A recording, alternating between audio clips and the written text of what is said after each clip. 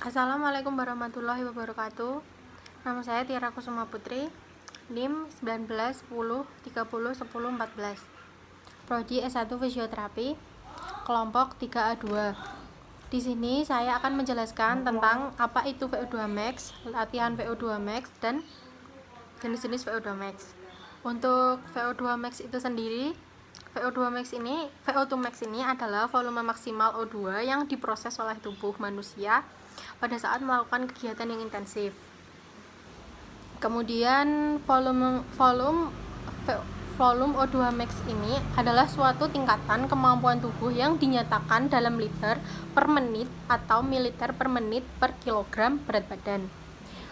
Untuk tinggi rendahnya VO2 max sendiri, ini setiap orang itu berbeda satu dengan yang lainnya.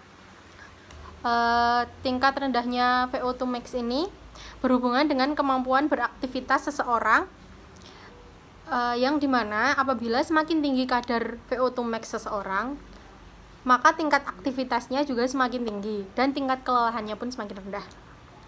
Untuk kadar VO2 max ini berhubungan dengan kemampuan kerja otot seseorang. Jika seseorang melakukan kerja, makin berat pekerjaan yang dilakukan, maka makin tinggi konsumsi oksigennya. Untuk jumlah otot yang terlibat dalam kemampuan otot untuk memanfaatkan oksigen yang dipasok dipengaruhi oleh massa otot. Semakin besar massa otot, maka yang diberikan beban kerja semakin besar potensi untuk meningkatkan ambilan oksigen.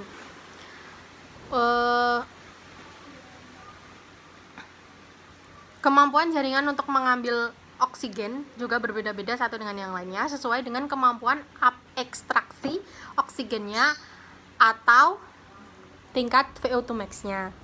Semakin tinggi VO2 max-nya, maka semakin lama kemampuan otot untuk melakukan kerja otot. Artinya otot tidak cepat lelah. Sebaliknya, apabila semakin rendah VO2 max, maka semakin cepat kemampuan otot untuk melakukan kerja, sehingga otot menjadi cepat lelah. Untuk VO2 max itu sendiri terdapat dua jenis latihan, yaitu yang pertama latihan aerobik dan latihan anaerobik. Untuk latihan aerobik itu sendiri yaitu merupakan latihan yang menggunakan energi yang berasal dari pembakaran dengan oksigen, dan membutuhkan oksigen tanpa menimbulkan hutang oksigen yang tidak terbayar. Di sini untuk latihan aerobik ini intensitasnya yaitu dari rendah ke sedang. Untuk contoh latihan aerobik ini sendiri yaitu ada berlari, kemudian ada berjalan, kemudian treadmill, bersepeda, dan berenang. Sedangkan untuk latihan anaerobik itu sendiri itu intensitasnya dari sedang ke tinggi.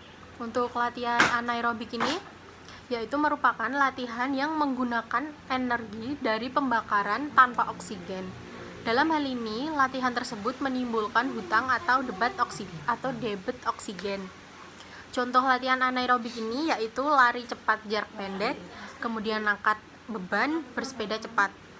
Hal ini berarti bahwa hampir seluruh energi yang dibutuhkan oleh aktivitas otot dihasilkan oleh proses aerobik dan anaerobik. Untuk efek olahraga aerobik sendiri itu, aerobik itu sendiri yaitu menyebabkan kebugaran kardiorespiratori. Hal tersebut dikarenakan latihan aerobik mampu meningkatkan ambilan oksigen, meningkatkan kapasitas darah untuk mengangkut oksigen, dan denyut nadi menjadi lebih rendah saat istirahat maupun beraktivitas. Untuk manfaat lainnya dari aerobik ini sendiri yaitu bisa meningkatkan jumlah kapiler dalam tubuh, menurunkan jumlah lemak dalam darah, dan meningkatkan enzim pembakar lemak.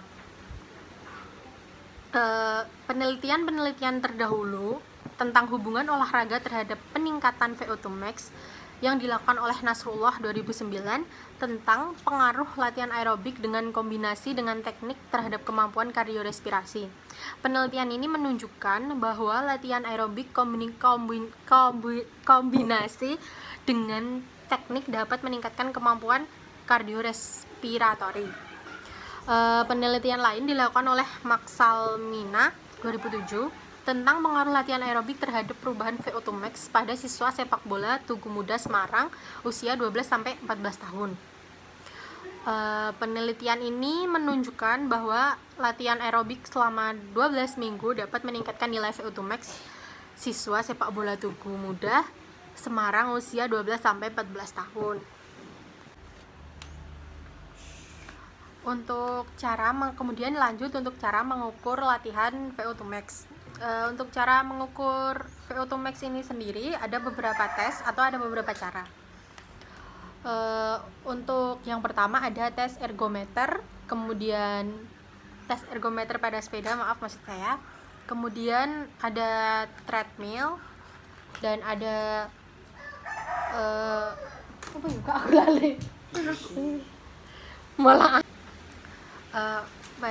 lanjut ke materi selanjutnya, yaitu cara pengukuran VO2 max. Untuk cara pengukuran VO2 max ada beberapa cara, yaitu dengan tes yang lazim, dan tes ini haruslah tidak membutuhkan keterampilan khusus untuk melakukannya. Antara lain yaitu tes ergometer sepeda dan treadmill, yang merupakan dua cara yang paling sering digunakan untuk menghasilkan beban kerja.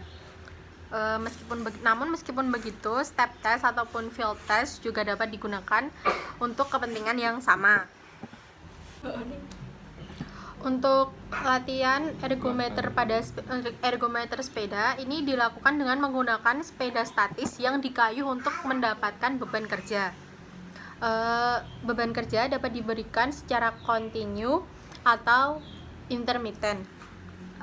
Ergonometer sepeda ini dapat mekanik atau elektrik, serta dapat digunakan dalam posisi tegak lurus maupun supinasi.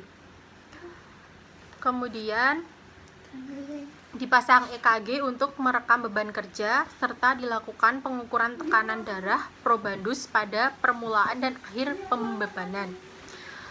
Nilai VO2 max bisa didapat dengan menggunakan nomogram Astran, khususnya menggunakan skala beban kerja. Beban kerja dapat dinyatakan dalam unit standar, sehingga hasil tes dapat dibandingkan antara satu dengan yang lainnya. Kemudian untuk treadmill, untuk metode treadmill ini dapat digunakan dalam pemeriksaan metode Mitchell, Sproul, dan Chapman, metode Saltin-Astran, dan metode Osu. Keuntungan menggunakan treadmill meliputi nilai beban kerja yang konstan, kemudahan mengatur beban kerja pada level yang diinginkan, serta mudah dilakukan karena hampir semua orang terbiasa dengan keahlian yang dibutuhkan atau berjalan dan berlari. Namun meskipun begitu, karena alatnya mahal dan berat, tes ini tidak praktis dilakukan di tempat kerja atau di rumah karena tidak semua orang memiliki treadmill dan mampu untuk membeli treadmill tersebut. Namun VO2 max ini pada metode treadmill ini bisa diganti dengan cara berlari atau berjalan di halaman rumah, di dalam rumah, ataupun di lapangan bola. Kemudian untuk metode field test. Pada metode field test ini sangat mudah untuk dilakukan. Karena apa? Karena untuk metode field test ini tidak membutuhkan alat khusus. Probandus hanya diminta berlari berdasarkan jarak atau waktu tertentu. Beberapa variasi dari tes ini adalah 12-minute run, kemudian berlari dalam jarak 2,4 km tapi untuk berlari cepat, dan 1,5 mil untuk berlari. Kemudian yang keempat ada step test. Untuk metode step test ini banyak variasi dari metode ini sehubungan dengan jumlah langkah per menit dan tinggi bangku yang digunakan untuk menghasilkan beban kerja. Pada metode ini probandus melakukan gerakan naik turun bangku bergantian kaki dengan irama yang sudah diatur dengan metronom. Walaupun metode ini mudah dilakukan dan tidak butuh biaya yang besar, beban kerja yang beban kerja yang tepat sulit didapat dengan tes ini karena mungkin ditimbulkan oleh kelelahan yang mungkin timbul saat melakukan tes yang kemudian dapat mempengaruhi akurasi beban kerja dan titik gravitasi. Karena pada metode step test ini menggunakan probandus dan tidak menggunakan alat bantu apapun. Jadi probandus hanya diminta untuk berlari atau berjalan dalam jarak dan waktu tertentu. Untuk nilai VO2 max ini bisa didapat dengan nomogram Astran berdasarkan denyut dan berat badan atau menggunakan perhitungan rumus. Rumus yang tersedia pun juga sangat bervariasi dengan standar nilai VO2 max yang bervariasi pula. Data yang dibutuhkan untuk menghitung VO2 max adalah denyut jantung pemulihan.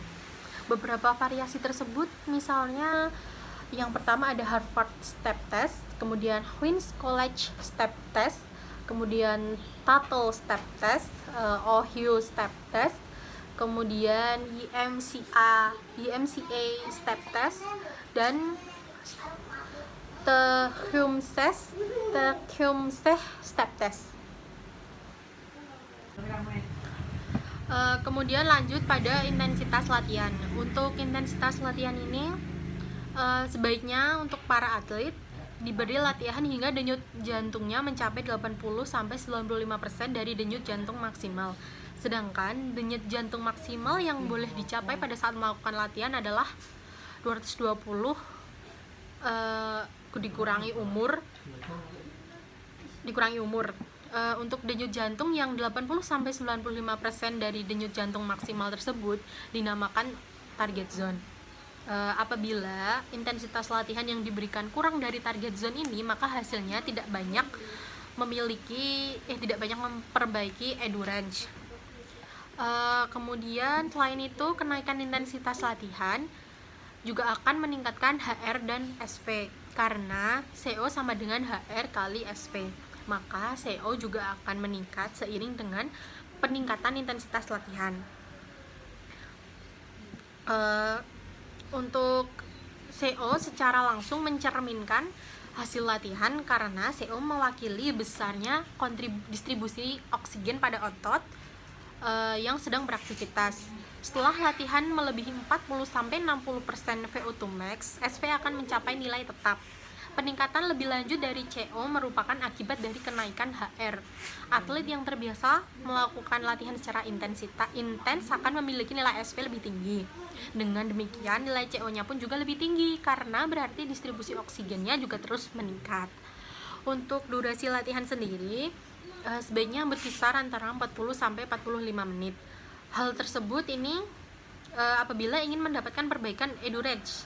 Karena ini belum termasuk waktu pemanasan dan pendinginan. Jadi antara 40-45 menit itu hanya digunakan dalam latihan saja.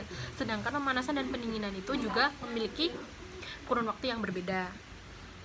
Sedangkan untuk frekuensi latihan ini sebaiknya berlatih minimal 3 kali seminggu untuk mendapatkan hasil yang baik, karena endurance seseorang akan mulai turun setelah 48 jam jika tidak menjalani latihan. Bagi seorang atlet, semakin tinggi faktor endurance yang diperlukan dalam cabangnya, semakin tinggi pula angka VO2 max yang harus dimilikinya.